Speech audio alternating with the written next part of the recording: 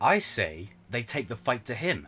Welcome to a Cobra Kai video, ladies and gentlemen. It's been a little while. This pertains to both Miguel and Robbie, and why I think they might take the fight to Silver. Now, before I go any further, this is just a theory. I have literally nothing to go on for this. This is just something I've been thinking about. And before I even get into the subject matter of how this could play out, I want to give a huge shout out to my brother Alex, just for being an awesome dude. And, you know, everyone raise a toast to Alex in the comment section as well, because he really sort of inspired this video that I made here. Now, it's no secret that since the beginning of this show, or since I started doing YouTube videos, I've been a staunch supporter of the idea that these two characters are going to come together. And I've been, you know, at times met with a lot of rage and contempt and, oh, they'll never be friends. It's like, yeah, well, they're going to be stepbrothers, so you're going to have to suck it up. And that's the end of the video. No, I'm joking. But getting into the subject matter at hand, why I think these two are going to take the fight to him. We have seen in this show time and time again that there are situations where a character will be threatened and that threat will come back to bite them. I.e. Tori's threat to Hawk, hair shaved off, you know, Kreese saying, why is he over there? Should be over here. Robbie joins Cobra Kai. Like, there's so many moments throughout the show where they hint at certain things happening, and then they end up happening. Now, Silver makes a threat at the end of Season 4. Don't worry about Lawrence, I'll take care of him too. Now, he doesn't specify whether that's Robbie or Johnny, or both. I think it could have a double meaning. I think he means potentially both of them. He knows, he already knows that Robbie isn't going to listen to him. Robbie already squared up to him at the All Valley, much to Silver's dismay. However, I will say on a quick side note, that is flipping hilarious. Like when Robbie says to him, do you want to fight him? And then Silver starts squaring up to him like he's like, boy, I will beat your ass. Don't tempt me. Transformers 2 reference there, you know, soldier, you're paid to shoot, not talk. Don't tempt me. But back to the point. It's most likely going to be Johnny, and I feel like Johnny is going to try his absolute hardest this season to bring these two characters together, bring both of them together, and he's going to try so many different methods and protocols, you know, quote unquote. He'll probably Google it and just say, hey, how can I get my son and my other son to kiss and make up, and not kick each other over railings, and not threaten each other, and then cue the why can't we be friends montage. But I think he's going to spend the whole season doing that, and then it's going to get to a point where maybe him and Chozen start to bond over, you know, taking the fight to Silver. That could be an interesting video for me to do.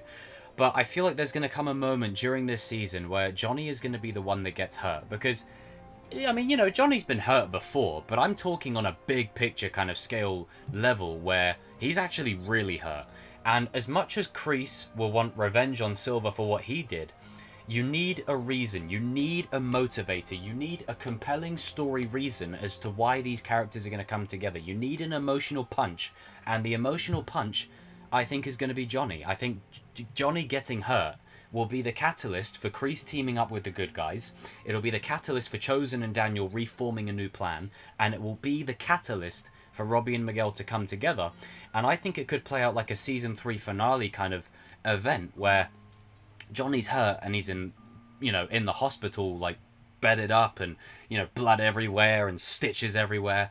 And Robbie and Miguel are in unanimous agreement. They both pull up to that dojo together and they attempt to fight Silver. Now, obviously, Silver's going to whoop their ass.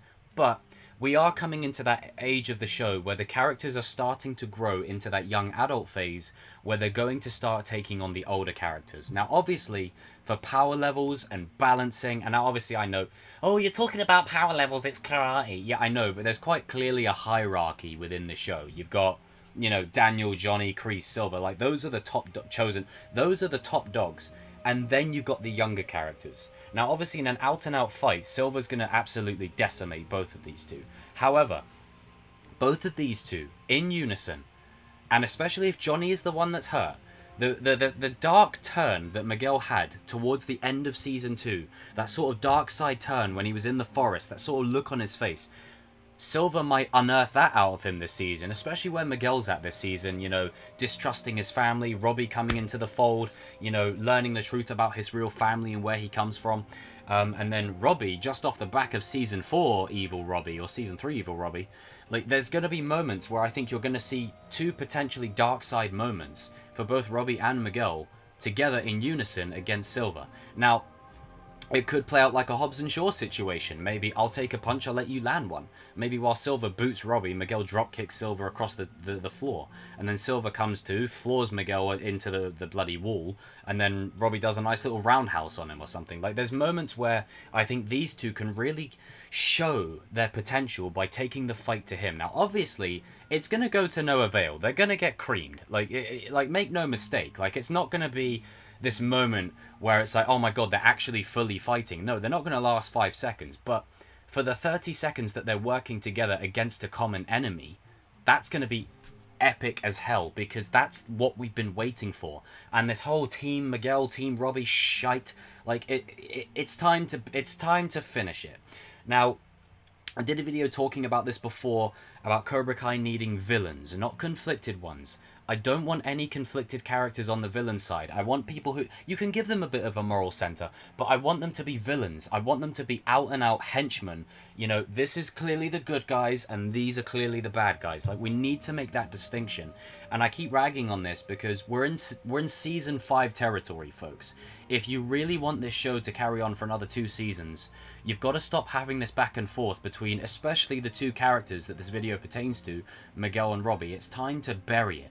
You need something fresh. Season 3 shook the show up. Season 4 was a different change of pace. But I'm talking changing the show on a much bigger picture. Grander scale, bigger scope, and we've got 9 dojos worth of students. I wouldn't be surprised if the final 2 seasons, because I think Season 7 will be the endgame. I think the final 2 seasons of this show, or 6 even, you know, the final season or 2 of this show is going to potentially be a situation where it's literally a Power Rangers season, where you've got Miguel, Robbie, Dimitri, Tori, Hawk, Sam, you know, beating up a bunch of NPC, non-playable Cobra Kai characters. Like, essentially, that's what's going to happen. Now, you could have, like, characters that are similar to them, just to give them a rival to face against that we can emotionally invest in. But I think, by and large, we're really setting up Cobra Kai as the Empire now. Like, it's really establishing itself as the bad guys. And a big reason why I say Sean and Kenny won't stay there long is, again, that nuance that they've given them over Season 3 and 4. I just don't see Sean and Kenny staying there forever. Now, Kyler is anyone's guess. I mean, me personally, after having a conversation with Joe, the man Joe himself, and saying, hey, Joe, shout out to you if you're watching, but I'm a staunch supporter for the I'm gonna redeem Rhea movement. Like, that's that. I'm a full supporter for that. But particularly with these 2 characters, you know, and Sam even called it in Season 4. She said to Robbie, if you could just come back, you could bring everyone together. Season 3's ending, as great as it was, and everyone teaming up, Robbie was missing. It's like, you know, you've got the legacy character that's not there. Like, you've got the new Karate Kid, you've got the Bonsai Badass, but you haven't got the legacy bloodline character. It didn't feel complete, and that's why I think Johnny will be the catalyst to bring everyone together, including Kreese. Because at the end of Season 4, Kreese is starting to care. He's starting to... I mean, it's taken a while, better late than never, Kreese, don't you think? But he's starting to care. He's starting to have a change of heart, you know, with Tori and with Robbie and with Kreese and the whole ordeal. He even asked if Miguel was okay. Like, how's the boy? Like, it's...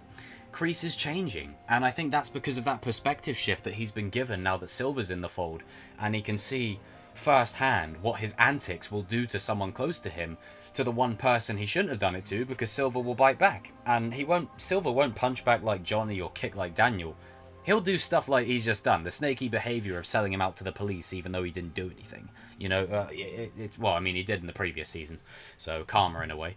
But I do feel like this will be the emotional catalyst to bring everyone together. Now, again, it doesn't have to play out this way verbatim, but this is something that I was thinking about, and I think it could be a really emotionally compelling story piece to bring these characters together, because you need, as much as I want Robbie and Miguel on the same page, there does need to be an emotional reason for them to work together.